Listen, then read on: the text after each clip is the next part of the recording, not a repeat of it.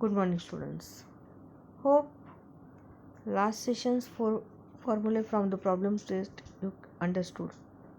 Now, this fifth example I given as a homework, but some students only send me, so I am taking this fifth example also. The example is that in the given figure, line AB is parallel to CD and line CD is parallel to F. It means that AB, CD and F, these are the parallel lines to each other, and line QP is a transversal. Y as to Z, the angle Y as to Z ratio is 3 as to 7. Then we have to find the measure of angle X. This Y as to Z. Now if you observe, students, now if you are observing, CD is parallel to EF and QP is a transversal. Okay. Given that Y as to Z is equal to 3 as to 7. Consider that the common multiple of this angle should be M. It means that angle Y, it is not J, Y is equal to, angle Y is equal to 3M and angle Z is equal to 7M. You can take any variable for the multiples. Now line AB is parallel to EF and PQ is transversal. Then angle X and angle Z, they are supplementary. X and Z, AB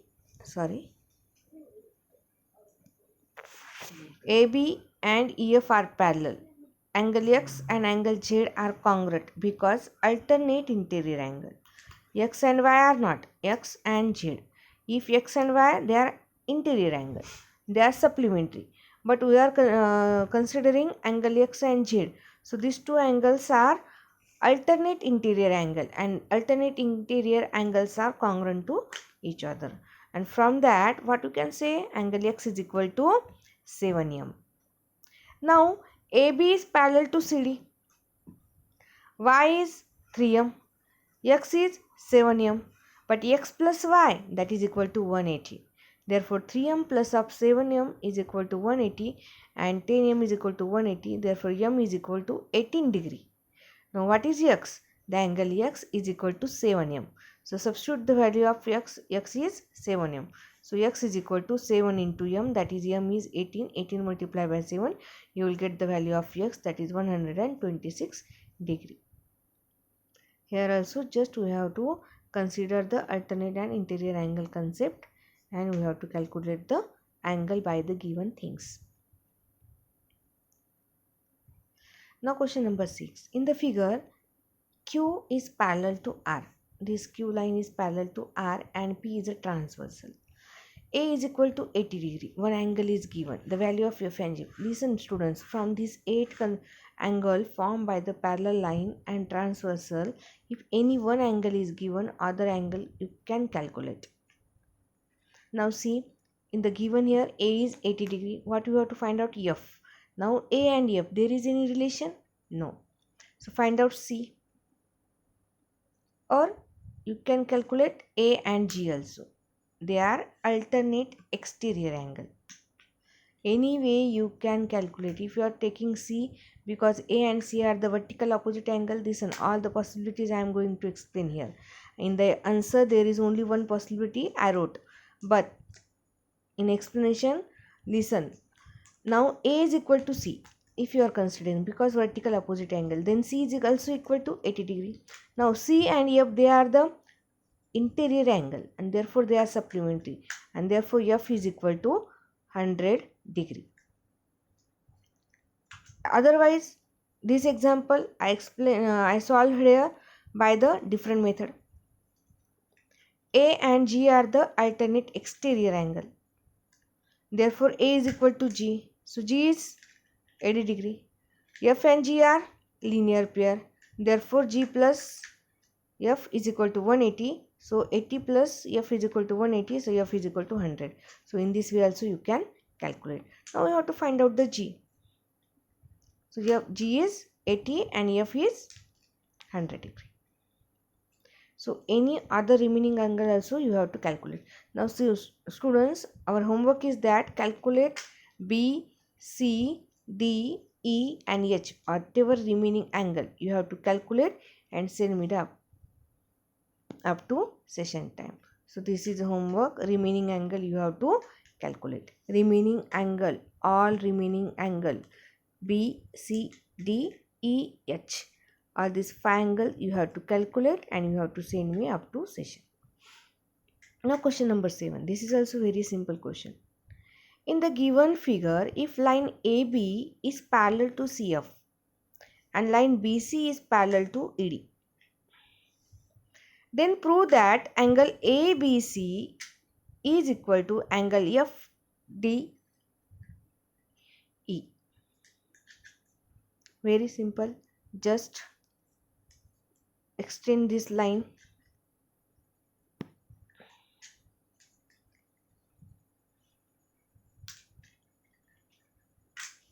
Now see how to prove. Line AB is parallel to PF. BC is a transversal. So angle ABC is equal to angle BCD. Alternate angle. BC is parallel to ED. CD is a transversal. So angle BCD is equal to angle FDE because corresponding angle. So from first and second, ABC is equal to FDE. See here, ABC, BCD and BCD, they are common, equal. Therefore, ABC is equal to FDE. So in other way also you can calculate by considering the x, y, z, this variable as an angle, and you can calculate in that way also. This one is the simplest method to calculate the answer of this question. Now question number 8. In the given figure, line PS is a transversal of a parallel line AB and line CD. PS, observe the diagram. This is a PS, AB and CD parallel. QX, QY, RX and RY. These are the angle bisector. What is meant by angle bisector? If any line, any ray divides the angle in two equal parts, then that line, that ray is called as an angle bisector. This is a given thing. Two lines are parallel, one is a transversal, and all these four lines ray are the angle bisector. What we have to prove? We have to prove that a quadrilateral QXRY is a rectangle. Whatever diagram formed by the bisector, that quadrilateral is a rectangle, we have to prove. Whenever like this question asks, prove questions means this is a logical type. Logical type means in which way, by using which concept, by using which theorem and property you can prove the given things. That totally logically and having a different way also. It is not compulsory that whatever I am explaining in that method only you have to. You can change your method by your logic. A very important thing is what you are using, that should be a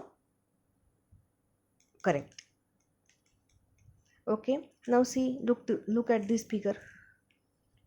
Ray QX, QY, whatever given. Always remember, when proof questions are asked, firstly write down the given things. Half mark is for the given things.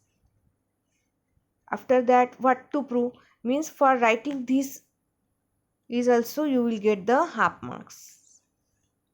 When you are trying the question, then only. If just you are writing the given and prove, you will not get a single half mark also. If you are writing, you are trying the solution or answer, then only you will get the half marks. Now students, in the proof, if you are observing that angle XQA, what is XQA here? XQA, angle XQA. In angle X Q R, this is X, okay, and X R C, X R Y means just you are giving the name X Y U V, X Y U and V. So just you are giving the name of the same angle.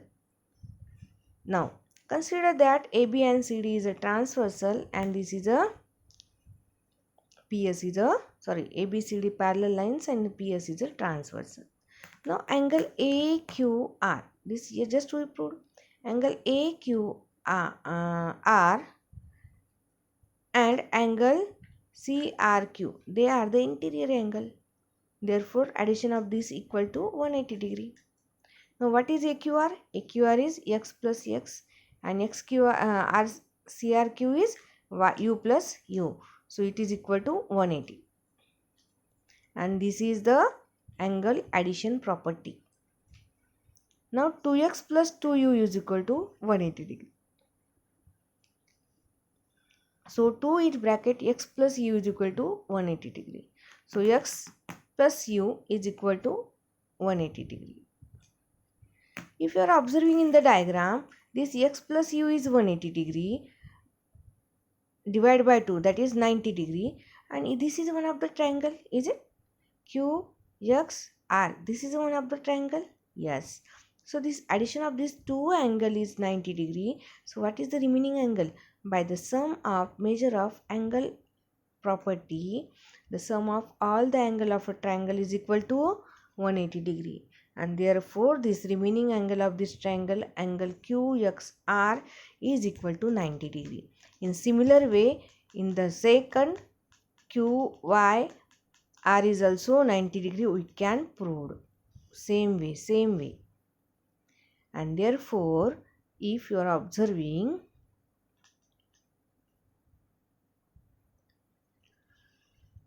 QXR and QYR both are 90 degree,